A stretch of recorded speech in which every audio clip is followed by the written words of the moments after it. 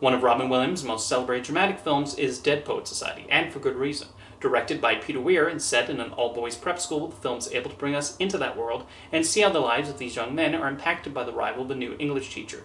It's one of those films where the talents of the creative team put the pieces together to create something that has resonated with many, including student and teacher. I think one thing that helped is the filmmakers did bring their own background into the film. The screenwriter, Tom Schulman, was inspired by his own time in an all-boys prep school and even based the English teacher, John Keating, on Samuel Pickering, who was one of his teachers there.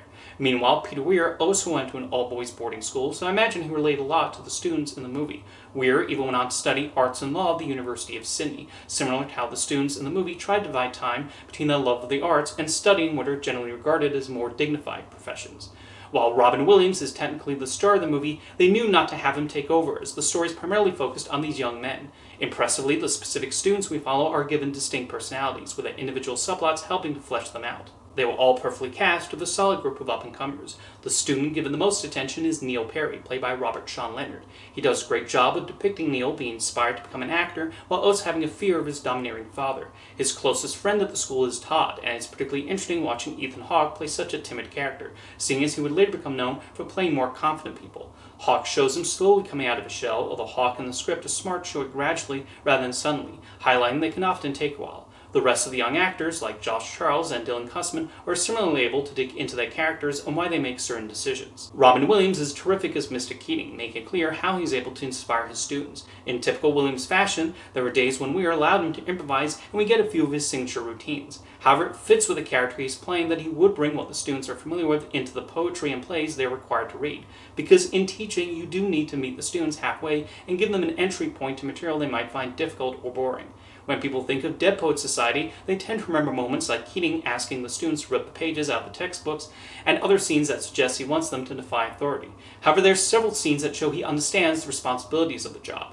While he tells the students to explore their individuality, he also tells them that does not give them an excuse to break the rules and act like jerks. They do still have to function within the laws of society and conduct themselves properly, and that getting expelled or finding themselves in other sorts of trouble would not be beneficial for them. We have seen Williams play characters who thumb the nose at those in charge, but Keating never does that to the headmaster of the school and even gets where he's coming from. We get a few scenes of Keating and the headmaster, Dr. Nolan, discussing their differing teaching methods, and while the film obviously takes Keating's side of wanting to free the student's mind, there's also an understanding of why Nolan prefers to stick with a tried and true text. There's an important part when Neil confides in Keating his fear of telling his father his newfound love of acting. Another movie, even one with Robin Williams, might have had Keating tell him to forget about his father and just participate in the play anyway. Instead, he tells Neil to talk to his father and say what he wants to do, rather than disobey and do things behind his back. Because Keating is aware of the potential consequences, and when Neil's father finds out and is angry, Keating does not insert himself or try to convince him otherwise. Of course, let's talk about Mr. Perry, who is probably the most despicable character in the movie. He's not trying to force Neil to go to medical school out of concern for his future, but rather to shape him in his own image. It's clear from the interactions together that he's been controlling and domineering for Neil's entire life, and that is bound to cause emotional stress on anyone and create this added pressure on him that maybe his colleagues won't have. It's also why Neil probably starts to see Keating as a better father figure, as he allows him that freedom to express himself and does not try to fit him into a box, in contrast to the way his own father treats him. Although even with Keating, he cannot help but disobey. I think there would always come a point where the pressure placed on Neil would lead him to make impulsive choices. Kurtwood Smith is especially good at playing Mr. Perry, in that while he's unlikable, he had to not turn him into a monster. We see how he genuinely believes this is the right way to mold his son into the type of man he wants him to be, and does not realize the effect his horrible behavior is going to have on Neil. Although what makes him the most frustrating character in the movie is that when something tragic happens through his own doing, instead of reflecting on himself, he turns around and blames Keating. Mr. Perry takes absolutely no personal responsibility, and we don't even see him again after that scene. Weir does a great job of handling the scenes after this tragedy and showing the impact this has on both Keating and Neil's friends. Weir could have gone big, but instead shows the genuine emotions and individual reactions from everyone. There's a particular atmosphere he brings to the movie as a whole with the way he and cinematographer John Seal film the school scenes and surrounding areas.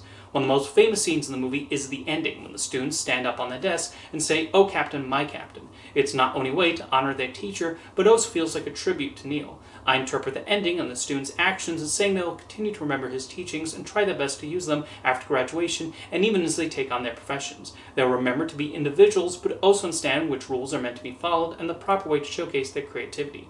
With Robin Williams no longer being with us, that adds another emotional layer to the scene, and it's no surprise this is what was quoted by many after we heard the news of his death.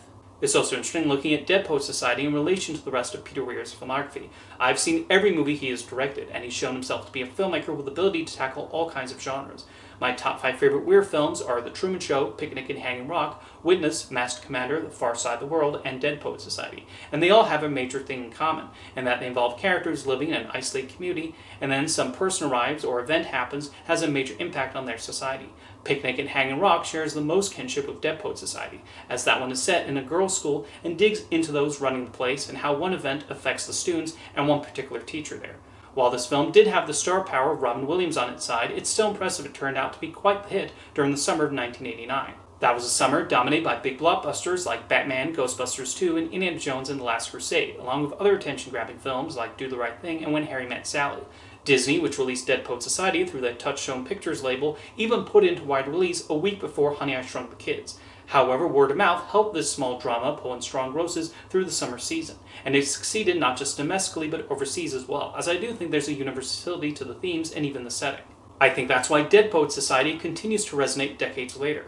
Peter Weir and Tom Shulman gave these characters the needed amount of depth, and the students in particular are written in such a way for someone to attach themselves to.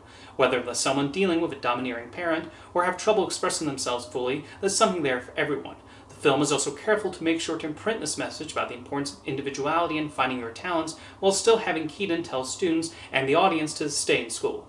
He has certainly earned his place as one of Robin Williams' best and most memorable roles, and the film he's in manages to have a timeless and universal quality to it as well. See you next time.